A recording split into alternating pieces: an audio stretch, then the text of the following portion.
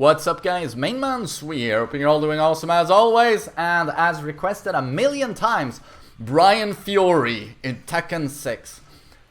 Great character, great character. I would place him in like the top 5.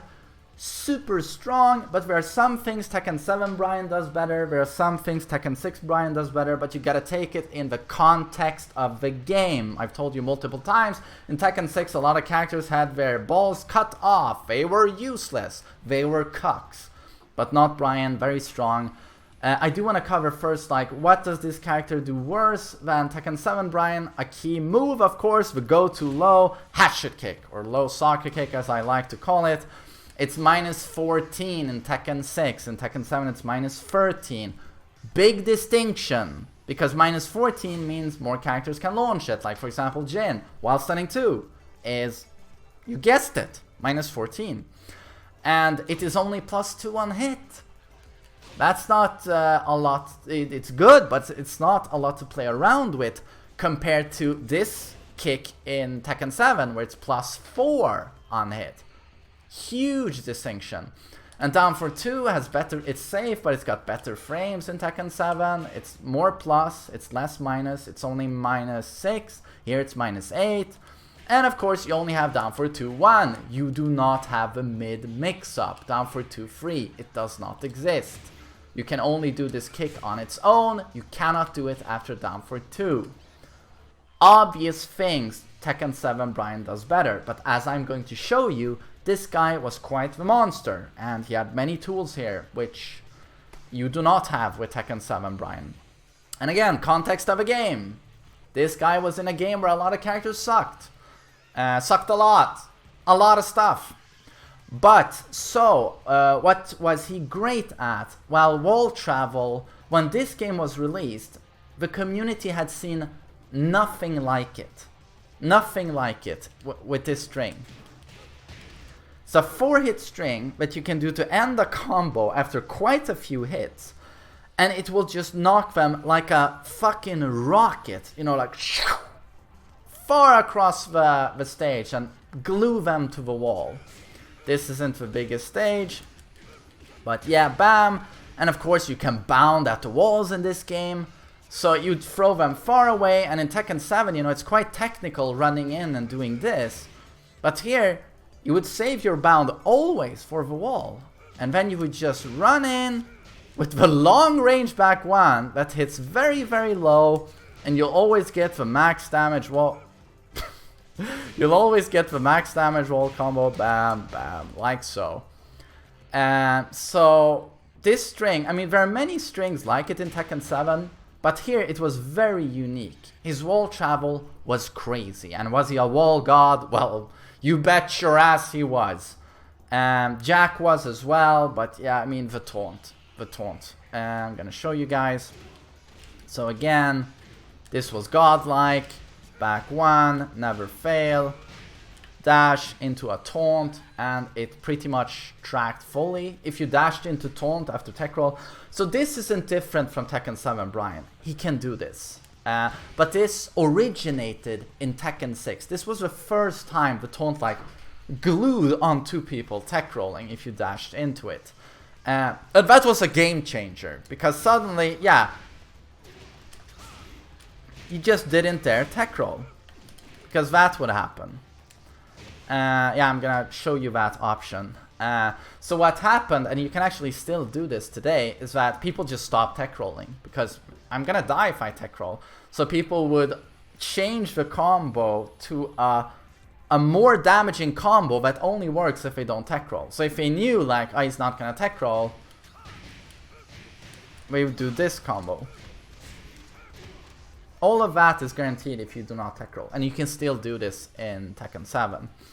And this introduced this easy taunt variation for 50 damage. That's forward to 1-4. You used to only have this in Tekken 5.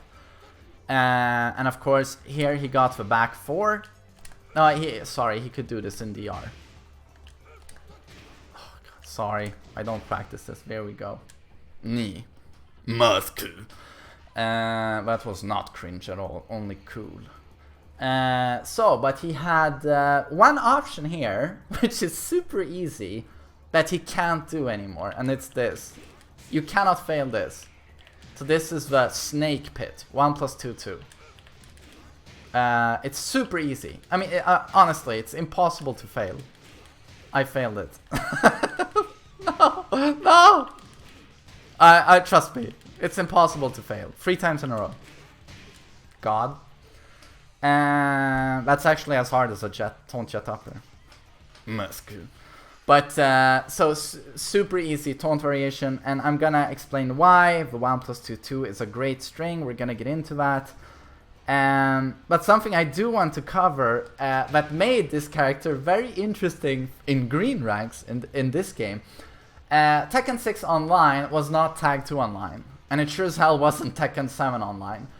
The best you could hope for, you know, a green 5 out of 5, a 5-bar match, you know, it's all green. It was the equivalent in this game, no, in Tekken 7 of a 3-bar match. You know, the netcode was not there. You always had very noticeable lag. And this game, of course, to all Bryan players' joy, had the fastest snake edge ever. You can even look at it. You know, I mean, it's still not, you know, an unseeable low, but it's 27 frames. Usually the snake edge is 29. So 2 frames faster. 2 frames faster in a very laggy online game. There were a lot of Bryans online. Let me tell ya. Let me tell ya, lads. But, so as I said, this taunt option here, which is impossible to fail, did 39 damage.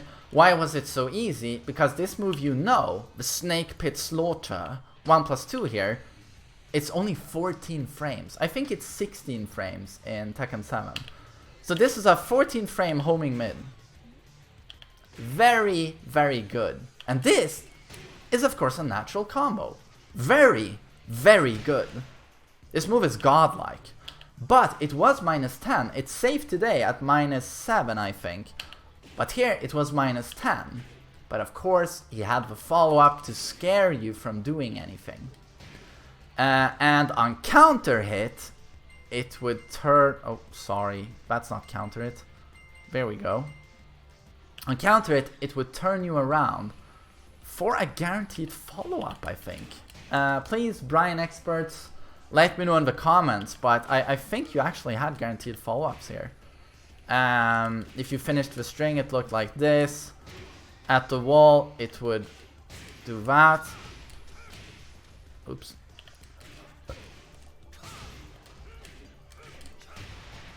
Very good. Just a great string and a great move. And then what did he have more? Right, 3 + 4. You know this is a key move today. Of course, non-normal hit knockdown, a counter hit, you get a juggle.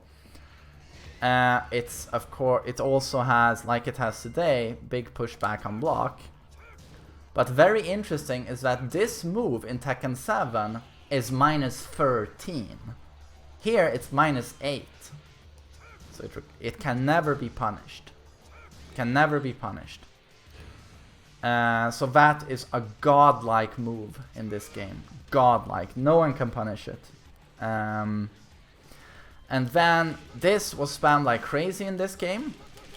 Down forward 1, 1, 1, 1, 1, 2. And that's because the whole thing is always...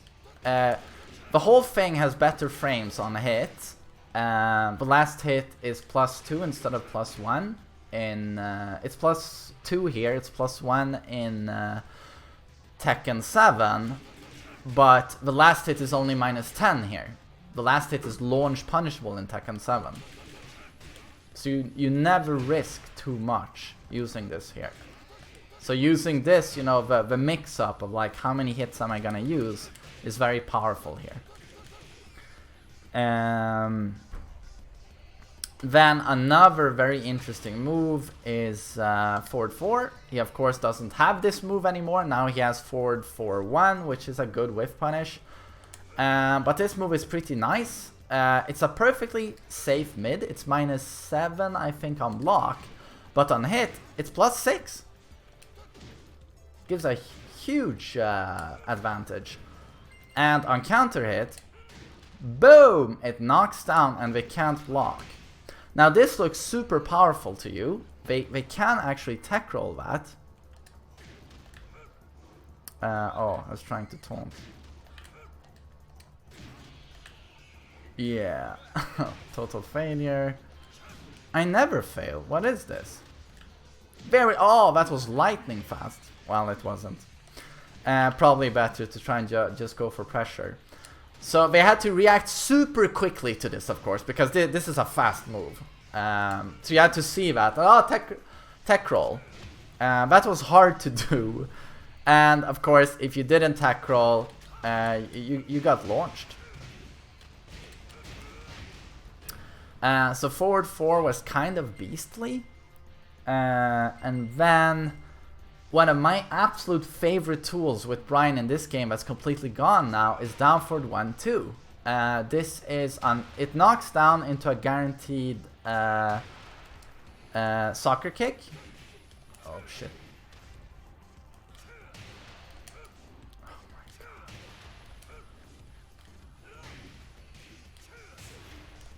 It's not hard. I mean, how much damage is this?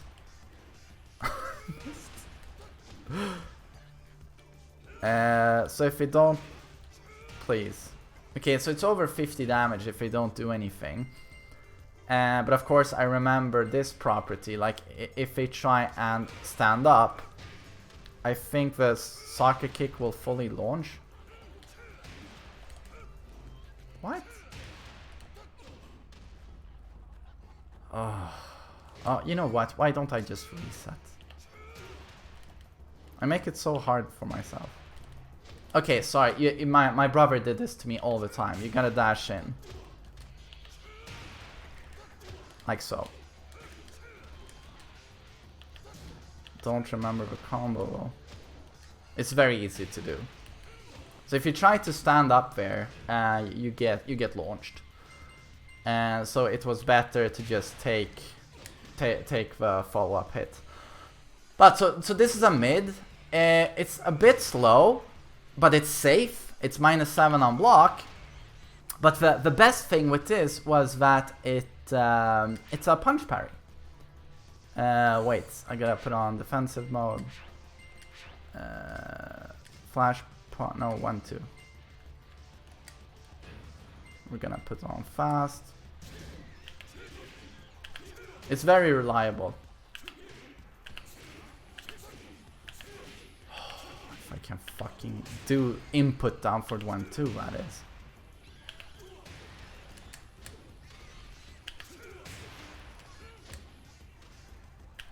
You see this? It's super good. The window is very large.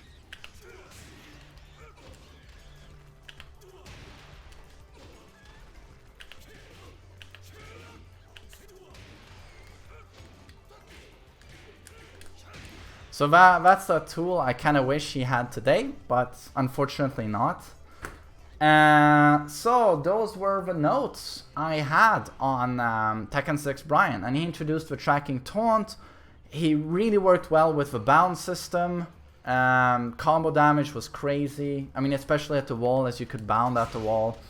Wall travel, did I say wall travel? Yes, insane. Super easy taunt option, that was super good. 1+2 overall, super strong with the extension. 3+4, completely safe. Fastest snake edge ever. Downward 1-1-1-2 had different and very interesting properties. Downward 1+2 is a great punch parry. Yeah, forward 4 was interesting. But overall, like a very strong and competent character in a game where a lot of characters sucked. So I hope you found this video enlightening and interesting, and I hope you have a nice day. Cheers.